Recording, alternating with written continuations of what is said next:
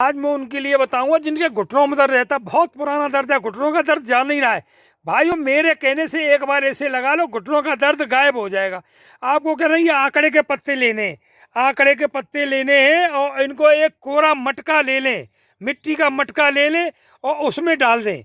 उसमें डाल करके उसका मुंह बंद कर दें और मुंह बंद करके उसे ऊपले होते कंडे हो लकड़ियों में अंदर मटके को गर्म करें। इतना गर्म करें कि वो मटका लाल हो जाए और अंदर ये पत्ते जल जाए, पूरे पत्ते जल जाने चाहिए भाई अंदर। और उसे निकाल के ठंडा करके और उसकी राख बना लें, उस राख को अच्छी तरह पीस लें, पत्तों को अच्छी तरह पीस लें, पीस करके उसमें शहद मिला करके घुटनों पर लेप करें भाइयों। और लेप करने के बाद में ऊपर से अरंडी का पत्ता बांध दें। आप इस प्रक्रिया को मात्र 10 दिन करके देख लीजिए, पुराना से पुराना दर्द चला जाएगा भाइयों। बहुत अच्छा उपाय है, आंकड़े पत्तों की भस्म बना करके शहद मिलाकर घुटनों पर लेप करने से घुटना दर्द ठीक हो जाता है।